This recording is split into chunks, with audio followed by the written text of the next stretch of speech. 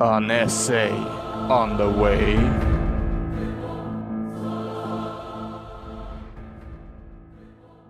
Welcome back to my channel. I'm the Amastorian, and this time I gotta say that the work that I'm gonna read up to you today is not made by me, but by my daughter. She is 13 years old. She goes into the school in the 6th grade, and this is her history essay that I'm gonna read to you. Please have in mind that I'm reading a Swedish text and translating to English, so please bear that in mind. You may get a bit odd translations here and there. And let's get to it. The freedom time to the Gustavian time. Some claims that the Gustavian time starts when Gustav III was born, and by that the freedom time ends. Other claims that the freedom time ended when the Gustavian time, and the Gustavian time started when Gustav XIII made his state coup 1772, which means great changes in the power shifts between the High Council and the king in the king's favor.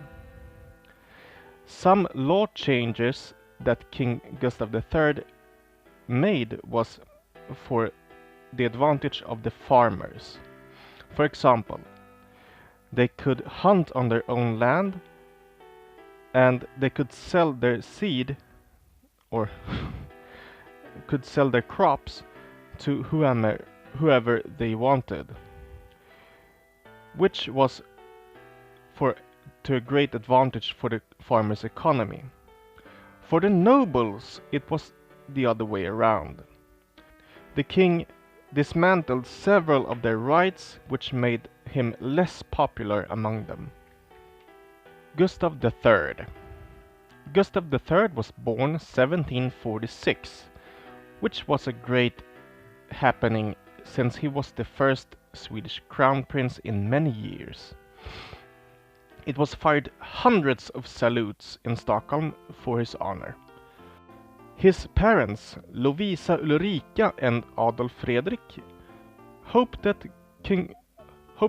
Gustav III would be an educated king with a lot of power.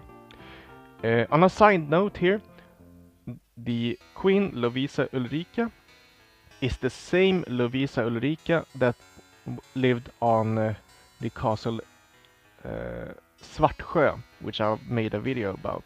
Link in description. Gustav III's mother started to educate and raise him when he was a small baby. When he was 3 years, he was given his own teacher and his own flat in the castle. He loved music, art and theater. He let the people build an opera in Stockholm that is still standing today. The 16th of March 1792, on a ball in the opera house, King Gustav III was shot in the back, and he screamed, "Je suis blessé," which in French means, "I'm wounded." He was rushed home alive and bedded down in his bed, and he died 13 days later of blood poisoning. Carl Michael Bellman. Carl Michael Bellman was born 1740 and died year 1795. He was 55 years old, and Bellman was an artist, as everyone knew.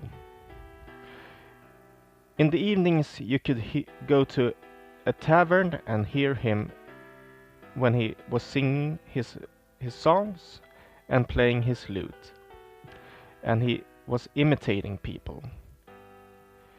Bellman was often drunk, and it was from that he got his jokes. He took a lot of loans, which he could not pay back. Thereby, he ended up in prison, and in prison he was heavily sick in lung soot, which he had gotten.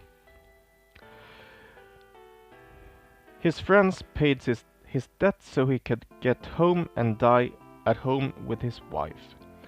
When he died, he had written over 1,500 songs. On a side note, he is considered a national treasure, and his songs has a high esteem in Swedish culture still today. The fashion among the nobles. The people did a lot for the fashion during the Gustavian age. They had loose cuffs, corsets, and steel braces and wigs. Loose cuffs that the nobles had because they thought they had too weak calves. They walked with their feet pointing outwards to show off their nice calves in the best manner. The corsets that the noble women had to look thin could be a bit dangerous and could compress the torso and give them stomach pains. The steel braces was a big steel brace that the nobles had under the skirts to make them look bigger. They could be so big that the women had to walk sideways through the door. The wigs that both noble men and women had usually a white wig with a long ponytail and a ribbon around it, while the women should have as high wig as possible. The people during this age. The king was afraid of the farmers and that they would do a revolution like in France. He allowed the farmers to start selling their crops to whomever they wanted, to hunt on their own land, and that they could get some jobs based on their merits and not just on who they were. Before this, only the nobles were offered certain jobs. And that was pretty uncommon. This led that the nobles got even less power, and some rights were drawn in. This was why Johan Ankarström and his gang of revolutionaries murdered Gustav III. Even the farmers got to be present at the masquerade ball in the opera, as long as you had a mask for your eyes and a foot-length black cape with a hood on. The Gustavian time and our present time. One difference from the Gustavian time is that then the king had all the power, but now the government does. Now the government had got it back, just like the Johan Ankarström wanted. Another difference is that nowadays the farmers has machines like tractors to help with the labor. For example, plowing and harvesting. But in the Gustavian age, they used horses or oxes to pull the plow, and you did almost all the labor manually. Some things that Gustav III